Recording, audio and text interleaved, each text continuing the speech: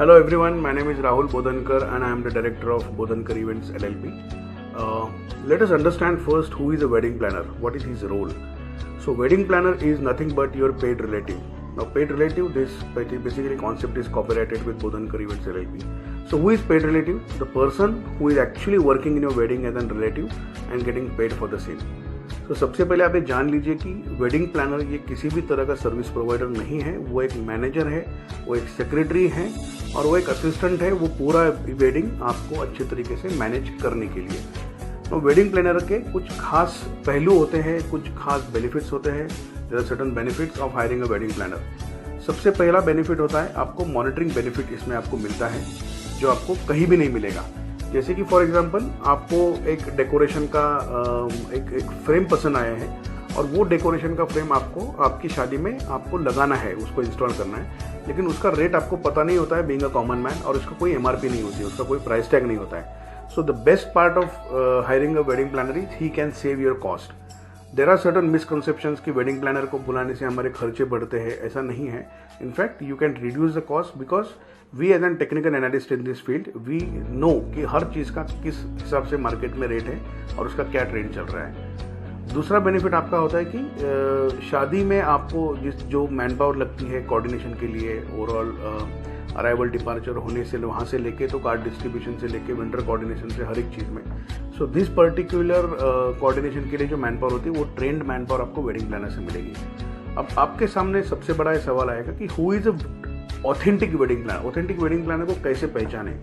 तो जिस wedding planner के पास खुद का गोडाउन नहीं है, खुद का वेयर हाउस नहीं है और खुद का ऑफिस है, वो आपका रहेगा सही में वेडिंग प्लानर। जिसके पास गोडाउन आ गया, जिसके पास वेयर हाउस आ गया, वो हो गया आपका प्रोडक्शन मैनेजर, वो हो गया आपका सर्विस प्रोवाइडर, जैसे decorators, caterers, photographers. So these people are the service provider जिनके बगैर वेडिंग नहीं हो सकती। इनको कोऑर्डिनेट करने का काम होता है वेडिंग प्लानर का।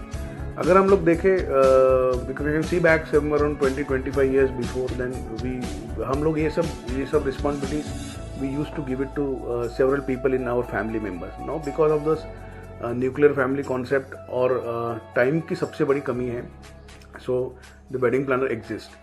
दूसरा तरीका आपको ऑथेंटिक वेडिंग प्लानर जानने का ऐसा होता है कि आप गूगल पे जाइए और एक पर्टिकुलर वेडिंग प्लानर का या फिर किसी भी वेडिंग प्लानर का आप एक बार गूगल रिव्यूज़ चेक कीजिए। अगर उसके रिव्यूज़ 50 एंड अबव है तो आप उसको कंसिडरेशन कर सकते हो, और बहुत ही ज़्यादा है तो आप उसको फाइनल भी कर सकते हो। So don't get confuse between wedding planner and service provider. Service provider is totally different and wedding planner is totally different. If you wanted to have certain test for the same, आप एक कोई भी decoration का एक छोटा सा backdrop का decoration Pinterest या गूगल से डाउनलोड करके just ask the same decorator with the 2 different और 3 different वेन्यू।